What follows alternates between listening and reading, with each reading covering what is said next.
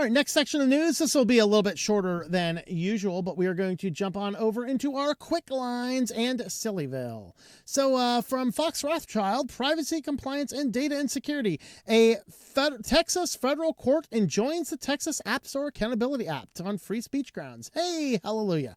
This was set to go into effect today, where even downloading a calendar app from the Apple App Store would require you to verify your age. Wonderful. Come on, man, I just want to check my calendar. No, let me see how old you are. Why? It's a calendar. Then, unfortunately, they struck it down. Now, this is not a total strike down. This is just an injunction on the law. And because the courts look at this going, yeah, you are likely to lose this particular case. So the case filed by Computer and Communications Industry against Ken Paxton as Attorney General of state of Texas, the court recognized the utmost importance on protecting kids from the dangers online. And there's sometimes catastrophic ramifications, such as self-deletions following the chatbot interactions, various exploitations, and all on child-safe platforms. That should tell you something in and of itself. Algorithmic spiles and harm content, blah, blah, blah. Okay. Considering all these, they say the court concluded compelling policy concerns, however widespread the agreement that the issue must be addressed, the court remains bound by the rule of law. In the U.S., that means freedom of speech is protected by the First Amendment. All right. So, and you know what? You as parents have freedom of keep your child off the internet. There's a thought. Or here's a thought. Maybe teach them how to use the internet appropriately by watching over them to make sure they are utilizing the internet in appropriate ways. I know it's a shocking thing, but you can actually do that. It is actually possible for you to monitor what your children are doing. But I can't do it all the time. You know what? You can do it enough. You can do it enough. Even when I was mentoring kids, it was really funny because I mentored some pretty rough kids, and we would go out to a movie store. Believe it or not, we still had a place you could go and rent movies. And we'd go out to the movie store, and him and his friends would come over on Friday nights. We'd watch movies, eat pizza, and play video games, things like that. And so we were going through the store, and the kid picks up the movie to look at it, and my kid that I was with, he looks at it and says, "No, Tom wouldn't let that. Let's watch something else."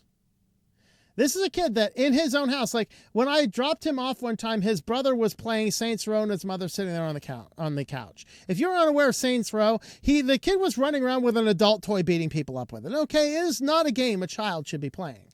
But while that kid would be allowed to watch whatever movie in his house, he knew in my house, we can't watch that movie. I wasn't even the kid's parent. It's just a little bit of love, a little bit of respect, and a little bit of this is what we do and why. And guess what? He respects the rules of your house. And here's a thought. I know your kids are going to be rebellious, and they won't do that everywhere. They'll get away with what they can. But isn't it interesting that you have now built inside of them a conscience that is going to sit down and go, maybe I shouldn't. And maybe that is the time that some bad consequence wouldn't happen, but he didn't do it because he knew you were home. You can't make it a perfect system, but you don't throw away the baby with the bathwater either. And so they say the law fails strict scrutiny test. To withstand scrutiny, you must show the least restrictive means of achieving the compelling state interest. Yes, a law has to be the least possible means restricted, which is not an applicable answer if you're going like, hey, show me your ID to download a calendar or a weather app. Okay. And so they said because of this, they had to injunct the law.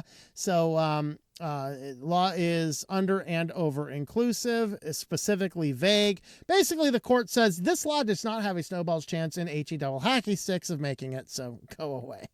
All right. The UK government is urged to review Palantir contracts after a Swiss security report. All right, so the report warned that sensitive military data shared with Palantir could potentially be accessed by U.S. governing bodies. Now, what I thought was interesting about this case here is that Palantir and Aflac are they have very similar marketing messages and potential data issues around this center. Because Aflac, when it's selling its service to your city, and they're out there just going, hey, the flock camera's out here, but it just captures these data and only you can see it and all this kind of stuff. That's how they sell it. And Palantir sells it the same way. This is all your data. It's all on your servers. It's only accessible by you. But it turns out that other people can access your flock photos as well. It turns out that they are seeming to go into a giant global database. Palantir does send some of that data back. Of course, with your express permission, which means you agree to the terms of service of using the contract. So it begs this question, does Palantir actually gain access to any of your data or not? And it would appear the answer is yes. Even though on the marketing stuff, they say the answer is no, but there is enough evidence to suggest to the contrary. In this case, it was a Swiss report that suggests that data was indeed, even though it's local servers, was indeed going back to the individual, into the individual companies.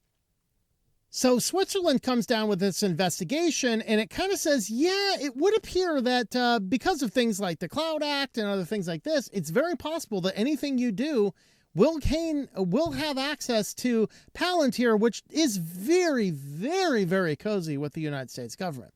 And so the problem that they have here is that UK has several contracts, including military contracts utilizing Palantir, and that raises some issues, particularly from a company down here in red. This is an exact quote from their company. Palantir is here to disrupt, and if necessary, to frighten our enemies and occasionally to kill them. Wonderful. I really feel confident with this as a company collecting and slurping up data in my country. I really, really feel comfortable with this company being the one chosen to silo all of the data in the United States about all of the citizens. Oh, don't worry. We're just here to disrupt, frighten, and kill you. No. These people, the people in charge of these companies, they should be in padded cells somewhere, okay? But because, in fact, what's even funny is that Palantir offered to give Switzerland, its services for free for a while. Swiss is like, nah, bro. Yeah, I'll keep your data surveillance to yourself. All right, back to the LastPass breach from 2022 is still causing impacts. Isn't that wonderful? So, when those were leaked, and I had warned people a long time ago not to use LastPass, then of course in 2022 there was a leak, and people lost. Basically, they lost all of these master passwords. They are still getting breached into this year, to the point that in the 2022 breached LastPass, stealing encrypted backups, roughly 30 million vaults contain sensitive credentials, including cryptocurrency keys. TRM experts pointed out that attackers could decrypt vaults with weak master passwords, creating a multi-year risk. And that even includes today. So the TRM labs traced $28 million in stolen cryptocurrencies just in 2024 and 2025. So we have had millions of dollars still stolen 5 years later because people were putting all of their information in these internet regulated, internet stored password vaults. How wonderful. And this is the story. I thought we'd already reported on it. No, it just turns out it's yet another group of sleeping extensions that woke up. But we did report a couple weeks ago on some sleeping extensions that were, highly rated, Google feature badge, and after 7 years, they woke up and started slurping up every bit of data and passing it on. Or no, those ones, these ones are the ones that slurping up the data, passing on. Those ones are the ones that woke up after 7 years and just started installing malware on your computer. These ones here were, this is Urban VPN Proxy. It had the Google's featured badge. So don't forget, always get your stuff from the official Google store. Particularly pay attention to those featured ones. Oh, wait, I'm sorry.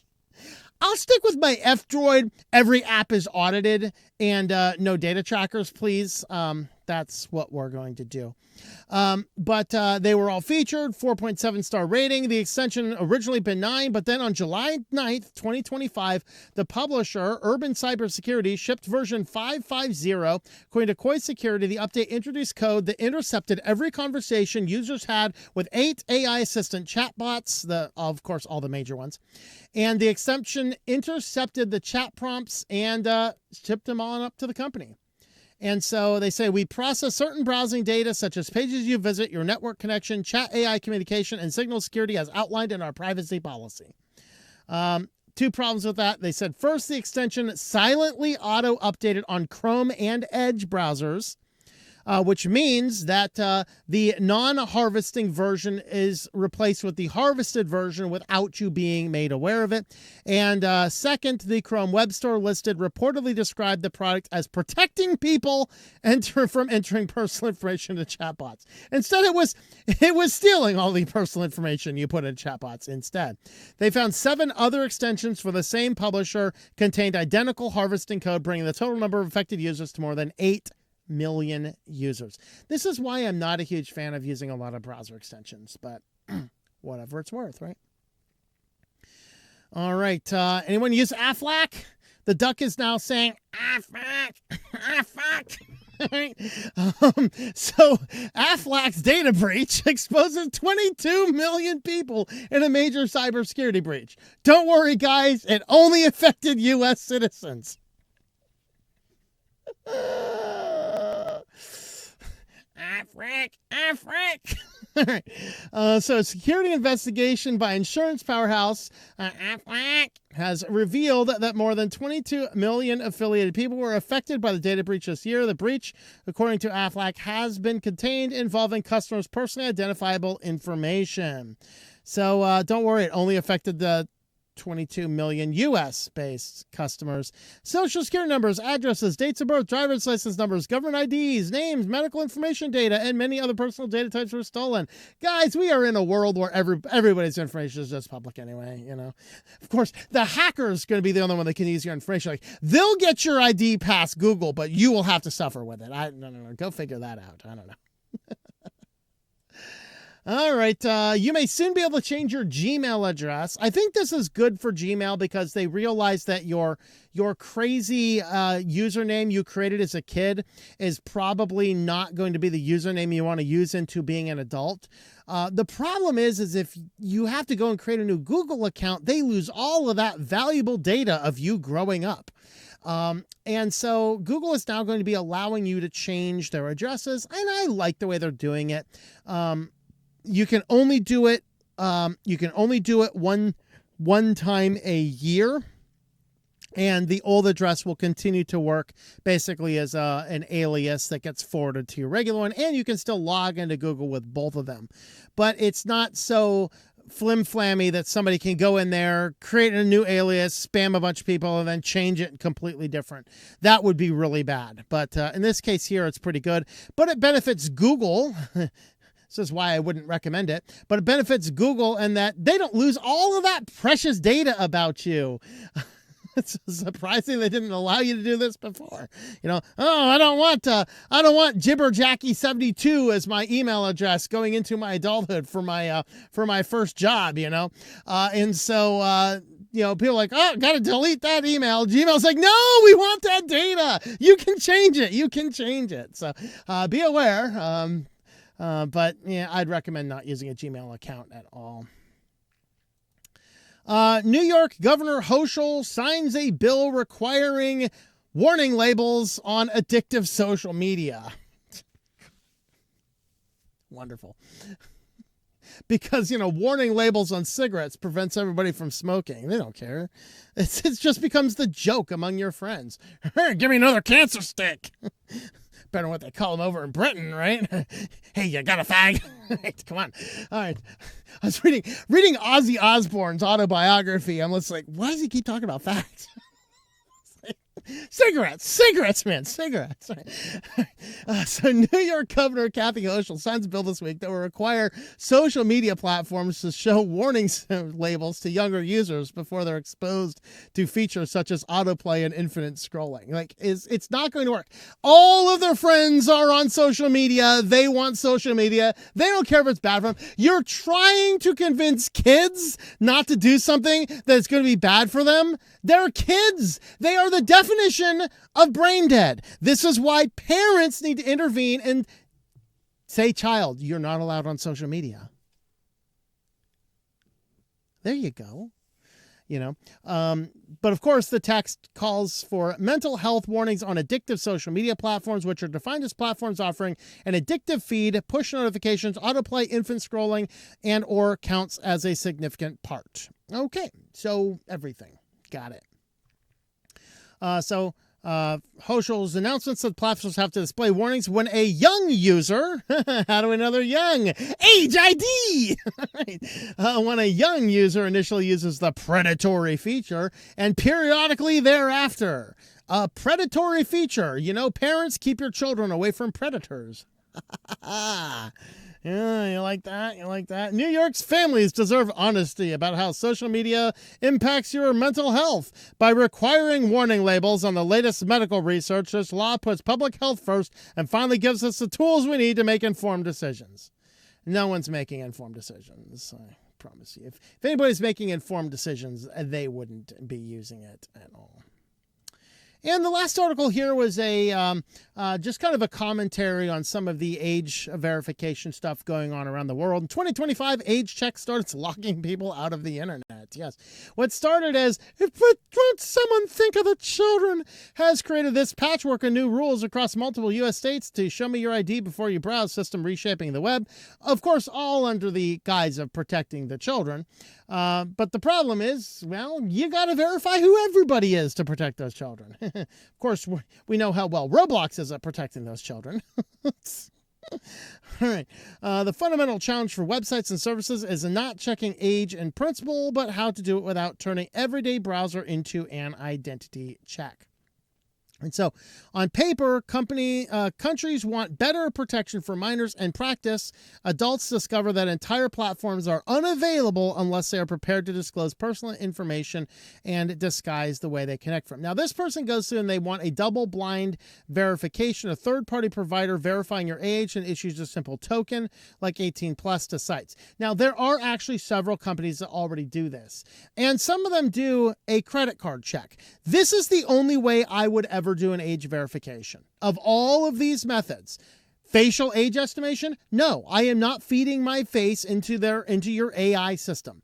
Open a banking application. I would think about this one. All right, because banks are so highly regulated. Digital ID service? Hell no, ain't happening. No mark of the beast for me on my phone or on my person. Credit card check, I would do, because a credit card expires. I can change it. It just does a very quick check. They basically look at the card, and the card will issue, one of the tokens issued in that card is, this is a card of a verified adult user. I am okay with a credit card check. And if a credit card check is how we are verifying our age, I'm okay with that as a principle. Okay, email-based estimation. I'll have to read more about that one. Mobile network checks? Nah, bro. Photo ID matching. How do you swear and say with that blank no without actually saying it? Okay, no, not happening. All right. Geo-blocking, VPNs, and cross-border frictions, of course. This has, all this age verification has caused VPN uses to absolutely skyrocket. Of course, this probably weakened privacy, as a lot of people finding free VPNs, which are well known to be highly insecure platforms. So it basically creates this giant cross-border nonsense. And now VPNs are under attack in some places, even in some states in the United States. which is crazy in and of itself. And so they really are talking here about having double-blind age checks. There are, I think we tracked down like 3 or 4 companies. We talked about these in a past show. And those companies, and some of them do. In fact, one of our highly focused privacy supporters had to do an age verification for a kid. And they allowed a credit card number, and it's like, I'm okay with that. And I'm okay with that personally. I will give you a credit card to verify I'm over 18. If you want anything more than that, pound sand, not happening. So there is my thoughts for that. So there is our Quicklines section, and we are going to jump right on over to Sillyville now. So first up in Sillyville, 7-Eleven had a computer glitch that multiplied gas charges by 100 times. Those stupid decimal points. It was your program, Michael. Okay.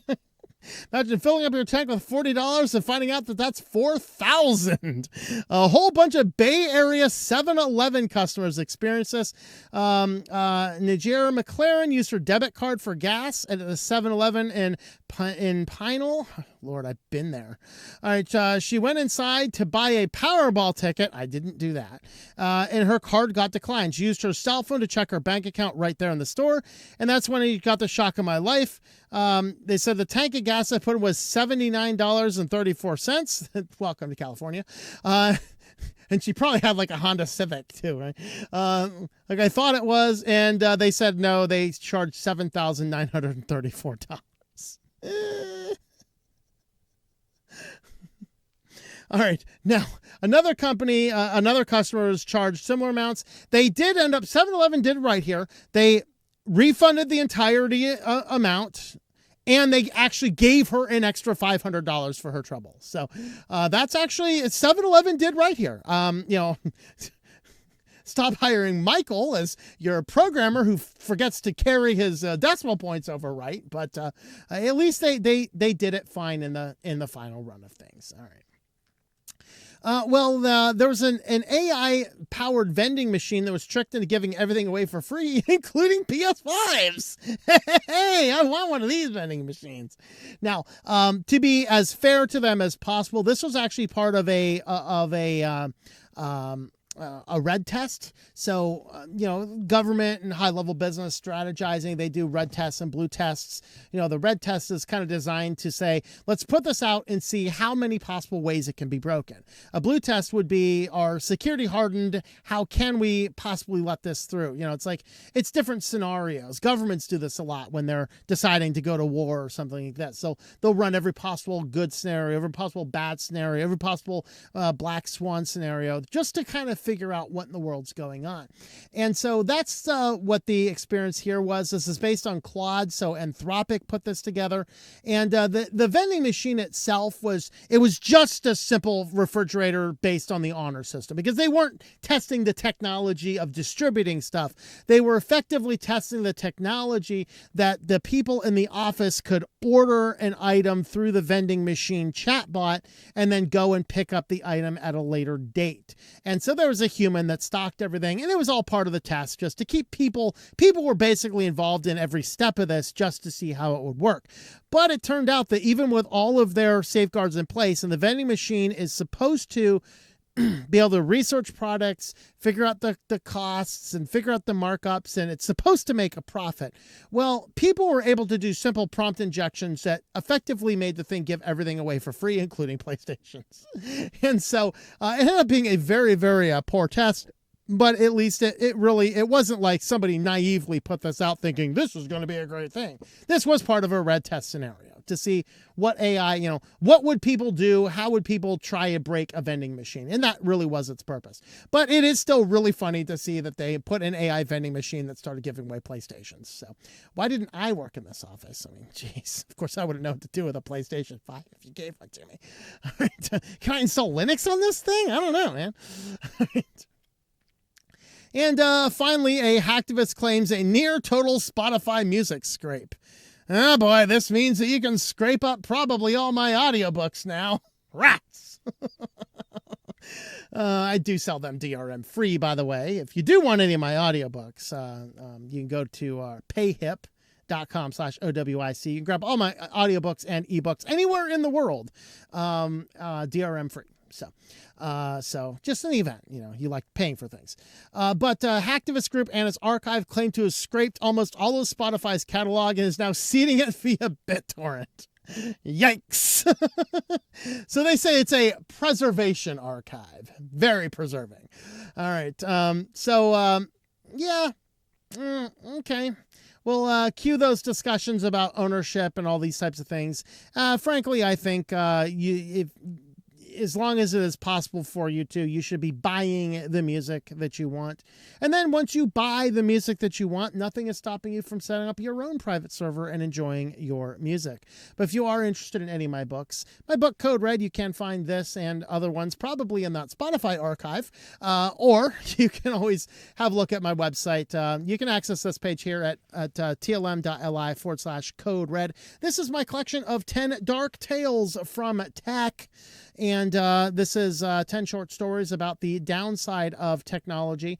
And this is available softcover, ebook, audiobook, anywhere you buy your books online. Also, again, if you do go to this PayHip one, payhip.com/OWIC has all of my audiobooks and all of my ebooks available over here, and they are worldwide DRM free.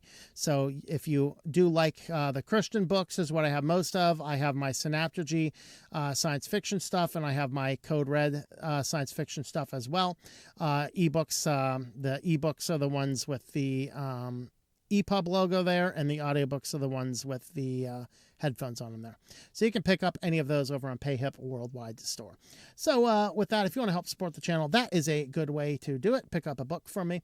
Thanks for watching, and I hope that you enjoy switching to Linux.